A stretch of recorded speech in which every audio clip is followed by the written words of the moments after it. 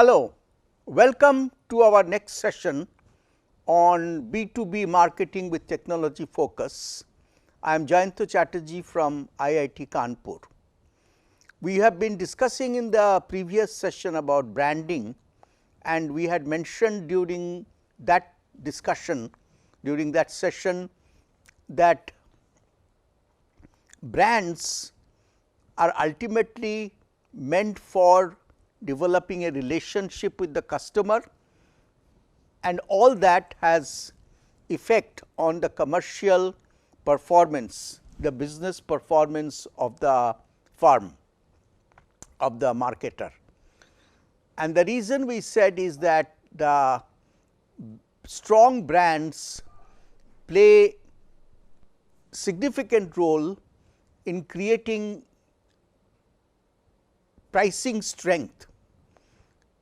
It is a key component of the pricing strategic flexibility. So, we will in this session and maybe couple of more will dig deeper into various aspects of pricing in the B2B context. One thing we have to remember that the price is very much counterposed with benefits. So, just like total prices mean the upfront price, it may mean also different kinds of invisible pricing elements like shipping and installation, training, repair, upkeep, financing, time and effort that are required to find, buy and use, price of accessories and disposal or recycling fees. And these various kinds of price elements are counterposed by various kinds of benefits, and those benefits are features, obviously product features, and certain intangibles like quality as perceived by the customer, or service, or availability, or satisfaction. So, these benefits and total prices are weighing against each other, and the key point is that we have to always ensure that in the customer mind, remember that is where the brand also resides, in the customer's mind, through every transaction over a span of a relation, the feeling of benefit must exceed the feeling of cost to the customer in terms of the price charged, and as we just now discussed, the price which is explicit as well as various implicit elements in the price. So, different types of pricing are there, and they are fixed price, which is often applicable in case of B2C, and in some cases of B2B where long term contracts or rate contracts are set up. But usually the two types of pricing which are very relevant or dominant in the B2B context, one is negotiated pricing. That means there is a price that is quoted by the supplier to start with, and then there are discussions between the buyers and sellers of various pros and cons on various plus and minus, some features, some facilities, and then a price is negotiated. That means what is quoted in the beginning is not the price at which the order gets finalized. The other interesting type of pricing, which is really a feature of B2B or professional market, and that is the auction pricing. The auction pricing are kind of two types. One is where this is the most often, this is the tendering process or the quotation process, where the buyer invite bids and the order is decided in favor of the lowest bidder. But there is also another kind of auction where the seller indicates a reserve price or a starting price, and then the buyers quote, they bid different prices and the sale happens to the highest bidder. So, auction pricing is again a nature of, for example, in case of disposal sale of scraps, which is a regular feature of say metal companies or in the B2B context. So, they will be selling a lot of metal scraps to the remelters or to the other kinds of businesses, and they will indicate a reserve price, and then different bidders will quote prices, and the sale will happen to the highest bidder. On the other hand, when a company is buying machines, then they will invite bids and different companies will quote different prices and the order will go to the lowest bidder. So, both are aspects of auction pricing, and it can also be blended with negotiated pricing. Now, when we talk about pricing, the most normal, or I would the simpler way of thinking about pricing is cost plus pricing.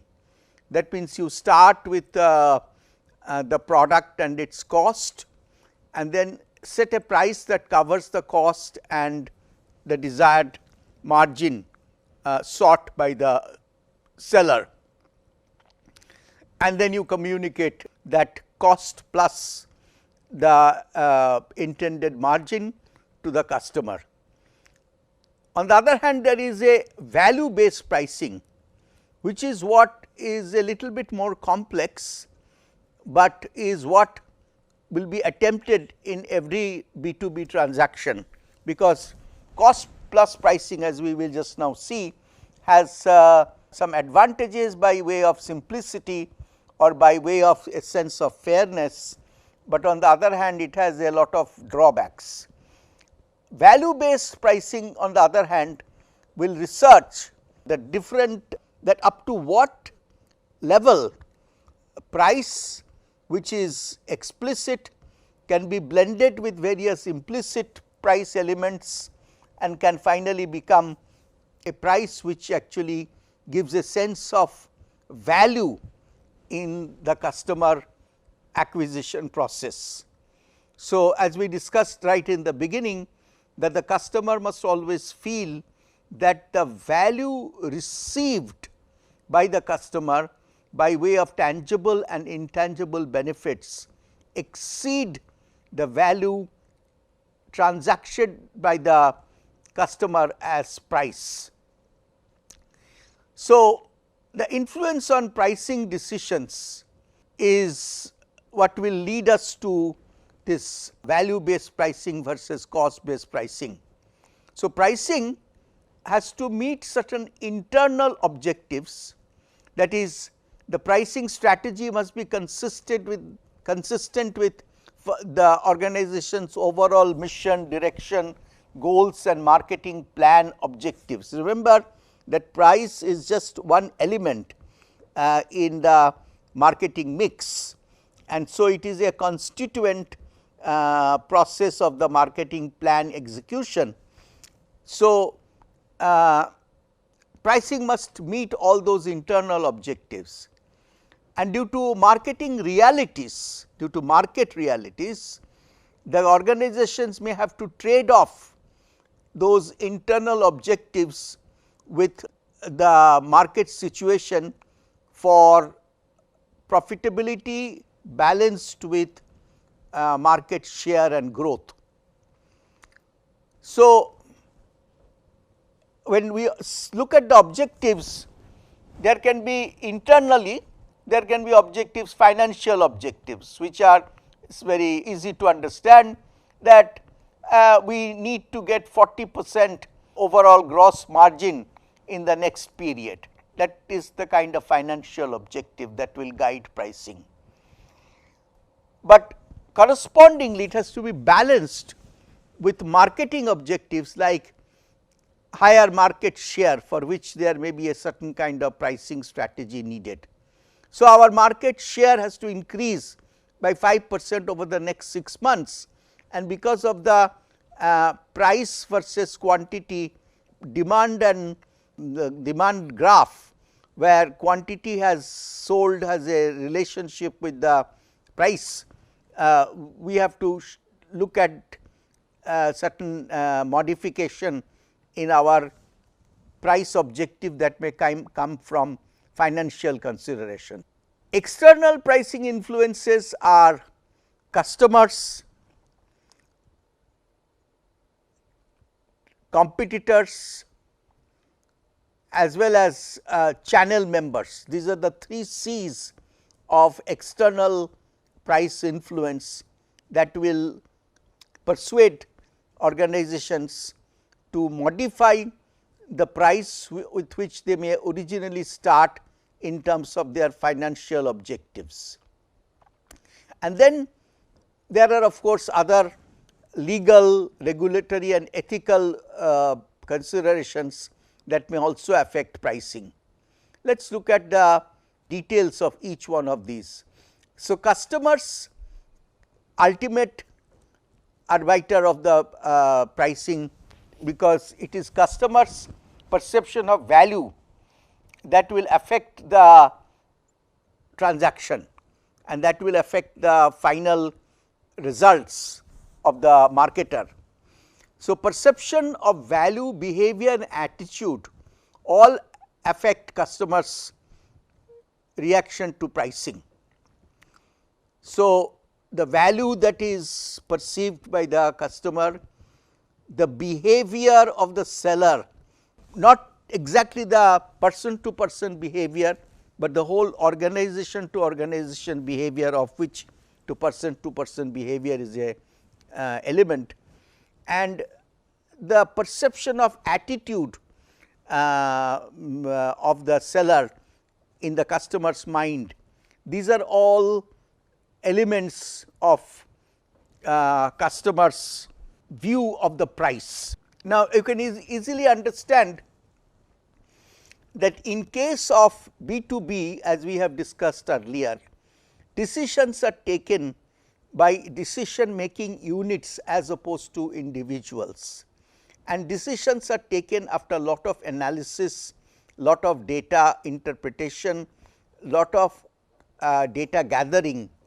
And today, due to the globalization of the market, customers do a lot of research to understand that what are the prevalent prices, both explicit and implicit prices, what kind of service levels go with it, prices, and what kind of facilities, post sales facilities go with it. All those can be researched by customers today because of internet and other facilities available to them, and they can get global perspective on this. And customers therefore often will do enough research to look at what is the lowest possible and the best possible implicit advantages that they can get before they even get into the marketplace with their tender, with their inquiry. So, sellers therefore, their ultimate aim is to build relationships in the B2B, that is the most important aspect of B2B marketing today, and therefore, they try to build, they try to enhance through the relationship and through the various infrastructure they create at the customer's facility by way of service centers, spare part storage, etc. So, they try to increase the switching costs. So, even if sometimes the price may be of a competitor may be neck to neck, the winner will be the one who already has developed a certain kind of support infrastructure at the customer location. That can be by way of the system integrators available, that can be by way of support staff available at beck and call, that can be in terms of spare parts depot created by the marketer. Now, competitors, how they affect price? Because a bidder, a seller, a marketer will always be analyzing pricing strategies of competing products, and a company can get a better sense of alternatives available to customers to fine tune their offering. And they have to also get into a lot of market intelligence by way of studying the competitors at trade shows, at various kinds of technological expositions, seminars. They have to understand the competitors' package objectives, which is price as well as various kinds of implicit benefits offered. So, pricing in today's world is often highly visible, particularly in B2B, since the lot of purchases happen through the bidding process, through the tendering process. So, each tender yields a lot of data with respect to what was the final deciding bid and what kind of prices were secured, what kind of terms and conditions were secured. This we have discussed earlier also, that in B2B the price, which is the ex factory price or the price of the product delivered at the customer site, is one thing, but there are other elements like terms of payment or the warranty. These are all implicit elements or sort of apparently invisible elements of the price, but terms of payment also plays a very significant part in the evaluation of the price in the by the customer. But all these conditions offered by the competitors are well known, and therefore, each competitor influences these decisions of the other competitors, and kind of a an ecosystem develops, each one contributing to the other, and ultimately a some sort of price mahal gets created. Now, the other people who influence pricing are the channel partners, because remember that the channel partners like the distributors or retailers, they are also looking for their own commissions. So, they in a way are actually the first line of customers. They are like the customers between the ultimate customers and the marketer. So, they also negotiate for the best deal, so that they can maximize their margin. So, therefore, they have certain price expectation, and the marketers, the companies have to take that into account. And because of the internet impact, even the intermediaries, the channel partners, they will also be hard negotiators. They may do a very soft style negotiation, but they actually will negotiate for the best possible price they can get, because ultimately the price in the marketplace minus the price from the marketer to the intermediary is what the intermediary will try to maximize for their margin. Convenient price comparisons are today very prevalent, and sometimes the internet may give rise to unforeseen competition and even unforeseen pressure from the intermediaries. So, all that are facts of today's B2B business. And lastly, we will look at some of the legal and regulatory concerns. So, certain pollution control rules, certain rules related to disposal of electronic waste or industrial waste, all that may add to the cost and will therefore affect the pricing. Also, in B2B, since the number of competitors are limited, and for a particular type of item there may be only 2 or 3 players, temptation for collusion, for price fixing is very high. So, the regulators have to keep a watch, and particularly where the customer may be under high pressure, where they may not have any option but to buy from A and B. Say for example, in case of electricity, usually there will be only 2 or 3 options, sometimes in many cases there will be a single option.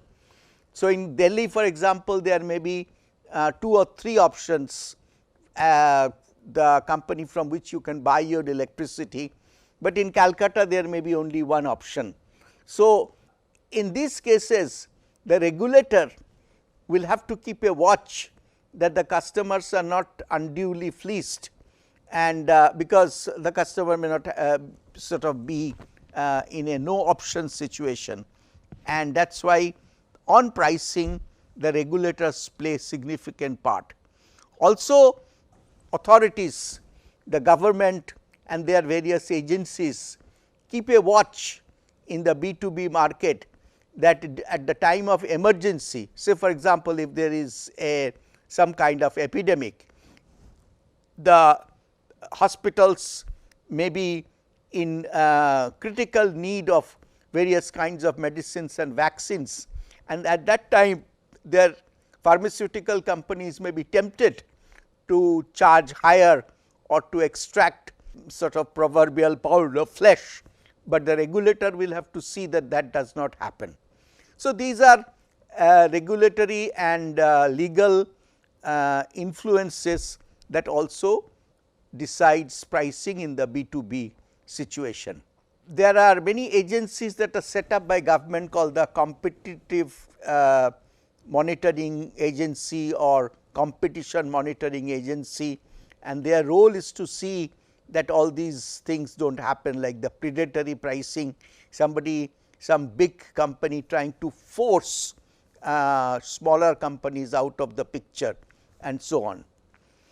So, that is end this particular session, and we will go to the next part of pricing in the next session. Thank you.